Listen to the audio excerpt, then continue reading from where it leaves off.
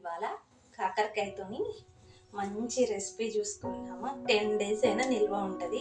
అలా ఫ్రై చేసుకుంటే నా స్టైల్లో చూపిస్తా. ఇవి వచ్చేసి కాకరకాయలు నేను 1 hour ముందు బాగా తొక్కు తీసేస్తా. కొంచెం బరకగానే తీసేస్తాను అనమాట. తీసేసి ఉప్పు వేసి పసుపు వేసి బాగా కలిపి మ్యాష్ చేసి పెట్టుకున్నాను. ఇప్పుడు నెక్స్ట్ ప్రాసెస్లోకి వెళ్ళిపోదాం. ఇప్పుడు మనం ఈ కాకరకాయలని బాగా ఇలా కలుపుకొని ఇలా గట్టిగా పిండుకుంటే వాటర్ వచ్చేస్తుంది. ఇదిగోండి వాటర్ వస్తుంది. ఇప్పుడు మనం డీప్ ఫ్రైకి ఆయిల్ పెట్టుకున్నాను. ఒక్క వాయి వేసాను. ఇదిగోండి ఇలా వస్తాయి. ఇప్పుడు మనం ఇవి వేసుకున్నాం. అన్నీ కూడా ఇలానే పిండుకొని గట్టిగా ఇలానే ఫ్రై చేసుకోండి. తర్వాత ప్రాసెస్లోకి వెళ్ళిపోదాం.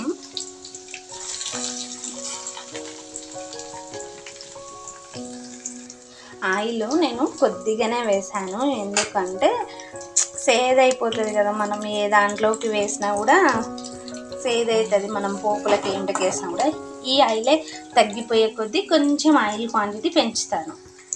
మనం మిక్సీ జార్ తీసుకొని ఇది పట్టి పెట్టుకున్న 2 tablespoon కొబ్బరి పొడి, ఒక 5-6 వెల్లుల్లి,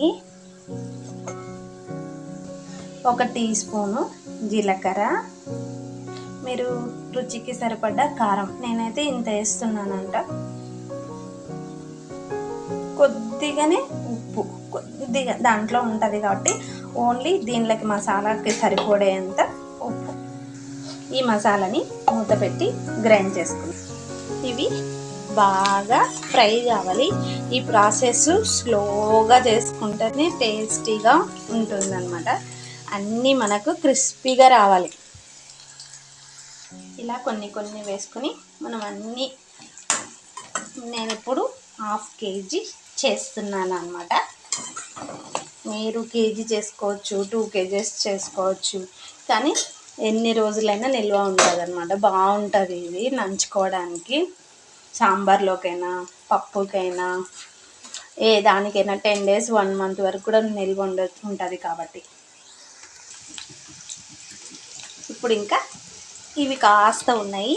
ఇవన్నీ అయిపోయినవి చూపిస్తాను. ఎంత క్రిస్పీగా ఉన్నాయో, బాగున్నాయి కూడా ఉంటాయి.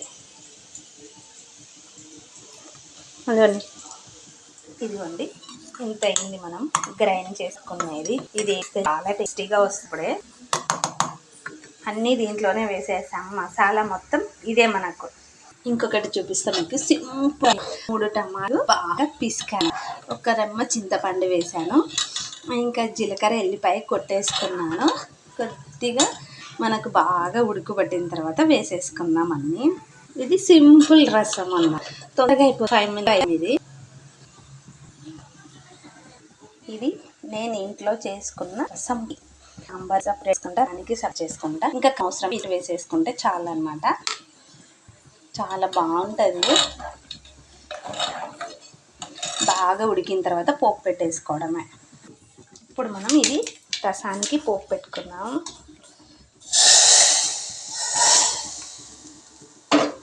నెక్స్ట్ మనం కడాయి పెట్టుకొని ఇవి ఫ్రై చేసుకుందాం.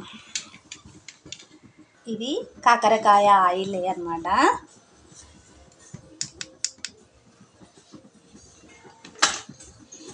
కొద్దిగా శనగపప్పు 1 teaspoon, 1 teaspoon ఉద్దిపప్పు, జీలకర్ర, ఆవాలు, కొద్దిగా కరివేపాకు చాలానే వేసుకోవచ్చు, కానీ కరివేపాకు మేమున్న దగ్గర చాలా రేట్ అయిపోయింది తెలుసా.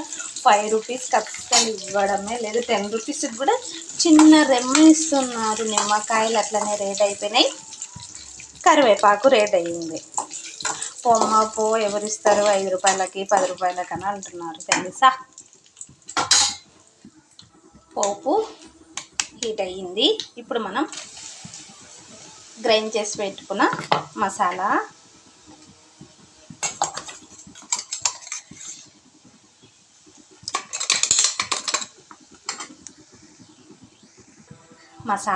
ఇలా బాగా మిక్స్ చేసుకొని మంచి అరోమా వస్తుంది. అది వేగేటప్పుడు మనకు సువాసన వచ్చేస్తుంది అన్నమాట. అప్పుడు మనం వేయించుకున్న కాకరకాయ ముక్కలు వేసేసుకోవాలి. నాకు ఇలానే చేస్తాను, నేను ఎక్కువ శాతం ఇలానే చేస్తాను. ఇంకా ఒక 2-3 రకాలు కూడా వస్తాయి, అవి నెక్స్ట్ చూసుకుందాం. స్టఫ్డ్ కాకరకాయ కూడా చూద్దాం, చాలా బాగుంటుంది అది కూడా. ఇవి వేసేసుకొని కొద్దిసేపు ఫ్రై చేసుకోవడమే.